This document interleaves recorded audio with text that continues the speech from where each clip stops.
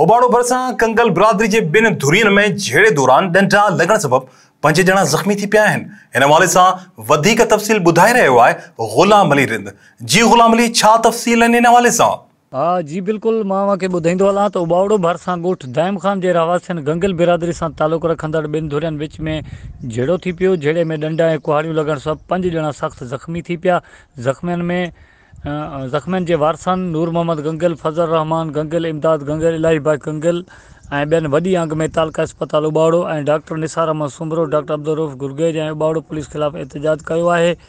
उन मौक़े ते एहतजाज में शरीक वॾेरो फज़ल इलाही गंगल, ज़ख़्मी नूर मोहम्मद गंगल, फज़ल रहमान गंगल, इमदाद गंगल, इलाही भाई गंगल ऐं ॿियनि मीडिया सां ॻाल्हाईंदे चयो त कुझु महीना अॻु बिरादरी सां पाणी जे मामले ते झेड़ो थियो। मुख़ालिफ़ धुर उन आड़ में 2 ॾींहं अॻु असांजे ॻोठ दाइम ते का करे 20 खां 25 माण्हू हमिलो कंदड़ लुत्फ़ गंगल, ज़ुल्फ़कार, इक़बाल, लियाक़त, अला वरायो, फ़तेह मोहम्मद, साईं ॾिनो, अरशद ऐं असगर गंगल, अकबर गंगल ऐं ॿियनि डंडनि ऐं कुहाड़ियुनि सां हमिलो करे असांजे 5 माण्हुनि खे सख़्तु ज़ख़्मी करे मौक़े ते फ़रार थी विया आहिनि।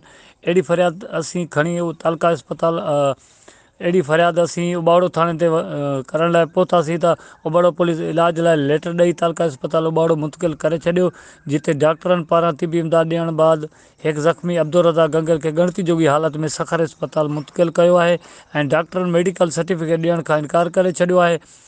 हमिलो कंदड़ जवाबदारनि खे सियासी सपोर्ट हुजण करे डॉक्टर असांखे सर्टिफिकेट ॾियण खां इनकार करे रहिया आहिनि ऐं होॾां उबावड़ो पुलिस अञा ताईं हिकु बि जवाबदार गिरफ़्तार नाहे करे सघी। जी।